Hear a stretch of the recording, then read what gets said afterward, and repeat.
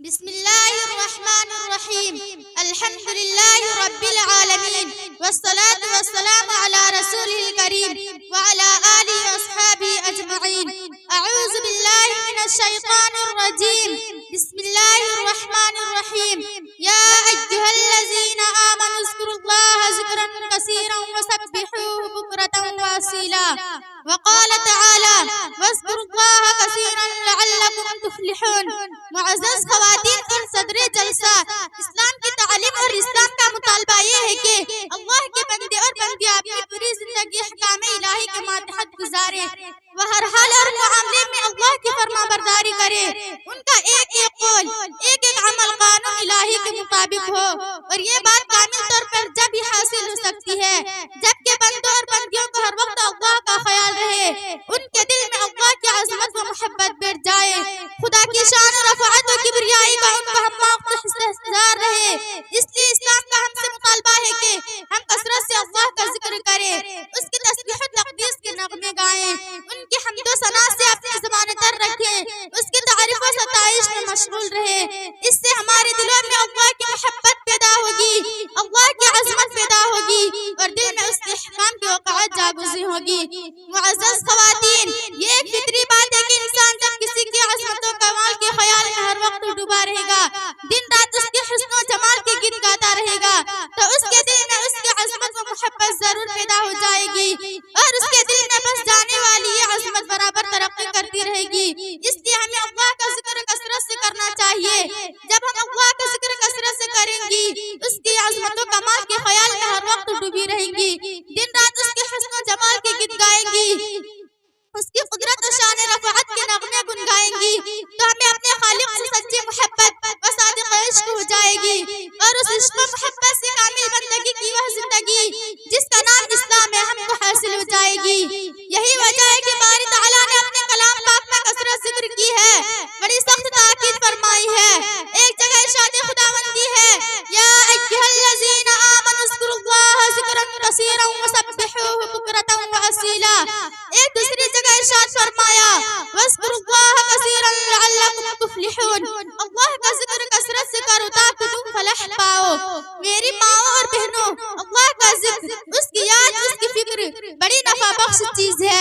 باری تعالیٰ کا ارشاد ہے: وَلَذِکْرُ اللَّهِ أَکبر. اللہ کا ذکر تو بہت بڑی چیز ہے. حقیقت یہ ہے کہ اگر کائنات قائم ہے، اس کا وجود اب تک باقی ہے، تو یہ صرف اللہ تعالیٰ کے ذکر سے، اس کی یاد سے، اس کی فکر سے. اگر کائنات میں کوئی بھی اللہ کا ذکر کرنے والا نہ رہے تو کائنات اور اس کا سارا نظام درہم بھرم ہو جائے گا. حدیث شریف میں آتا ہے: قیامت اس وقت تک قائم نہیں ہوگی جب تک اس دنیا میں ایک آدمی بھی اللہ اللہ کرنے والا موجود ہے. پیارے آقا صلی اللہ علیہ وسلم نے یہ بھی فرمایا کہ اللہ کو یاد کرنے والے کی مثال اور نہ کرنے والے کی مثال زندہ اور مردہ کسی ہے. یعنی یاد کرنے والا زندہ ہے اور نہ کرنے والا مردار ہے. پیارے آقا صلی اللہ علیہ وسلم نے یہ بھی فرمایا کہ اللہ کو یاد کرنے والے کی مثال اور نہ کرنے والے کی مثال زندہ اور مردہ کسی ہے. یعنی یاد کرنے والا زندہ ہے اور نہ کرنے والا مردہ ہے. ایک حدیث میں آتا ہے، رسول اللہ صلی اللہ علیہ وسلم سے دریافت کیا گیا کہ قیامت کے دن کون لوگ اللہ کے بندوں میں زیادہ اونچے درجے کے ہوں گے؟ آپ نے ارشاد فرمایا: اللہ کا ذکر کرنے والا، خواہ مرد ہو یا عورتیں. حضرت عبداللہ ابن عمر رضی اللہ عنہ کا آپ نے نام سنا ہوگا. یہ بڑے اونچے درجے کے صحابی ہیں. حضرت عمر فاروق رضی اللہ عنہ کے صاحبزادے ہیں. صحابہ کرام کی جماعت میں علم بسنتہ کے لقب سے مشہور ہے. یعنی مدنی آقا صلی اللہ علیہ وسلم کے طریقوں اور سنتوں کے سب سے بڑی عالم روایت کرتے ہیں کہ رسول اللہ صلی اللہ علیہ وسلم فرماتے تھے کہ ہر چیز کے لیے کوئی سیقل ہوتا ہے اور دلوں کا سیقل اللہ کا ذکر ہے، اور اللہ کے عذاب سے نجات دلانے میں کوئی چیز بھی اللہ کے ذکر سے زیادہ مؤثر نہیں. اب ایک سوال ہوتا ہے کہ ذکر کی حقیقت کیا ہے؟ اگر ذکر سے مراد یہ ہے کہ ہم ہر وقت اللہ اللہ کرتے رہیں تو پھر بچوں کی پرورش، شوہر کے حقوق اور امور خانہ داری کا بوجھ کون سنبھالے گا؟ اور اگر ذکر سے مراد یہ ہے کہ ہم متعینہ اوقات میں اللہ کو یاد کر لیا کریں تو یہ ہم کرتی ہے. اس لیے 5 وقت کی نماز پڑھنا بھی اللہ کا ذکر ہے، بلکہ یہ تو افضل ذکر ہے. تو اس کا جواب یہ ہے کہ ذکر کی حقیقت یہ ہے: آدمی اللہ سے غافل نہ ہو اور جس حال و مشغلے میں ہو اس کو اللہ کے احکام کا خیال ہو، اللہ کی فکر ہو، احکام الہی اس کے پیش نظر ہو۔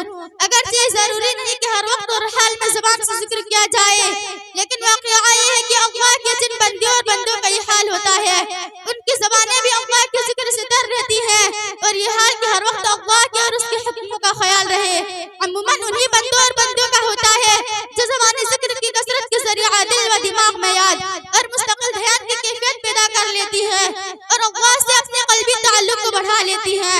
معلوم ہوا کہ زبانی ذکر کی کثرت بہرحال ضروری ہے۔ پیارے آقا صلی اللہ علیہ وسلم نے صراحتاً اس ذکر لسانی یعنی زبانی ذکر کا حکم دیا ہے۔ حضرت عبداللہ ابن عمر رضی اللہ عنہ سے روایت ہے کہ ایک شخص حضور صلی اللہ علیہ وسلم کی خدمت میں حاضر ہوا اور عرض کیا، یا رسول اللہ، اسلام کے احکام بہت ہیں، آپ مجھے ایسی چیز بتا دیجئے جسے میں مضبوطی سے پکڑ لوں۔ لا یزال لسانک رطبا من ذکر اللہ، تمہاری زبان ہمیشہ اللہ کے ذکر سے تر رہا کرے، اس لیے ہمارا یہ حال ہونا چاہیے۔ وآخر دعوانا ان الحمد للہ رب العالمین۔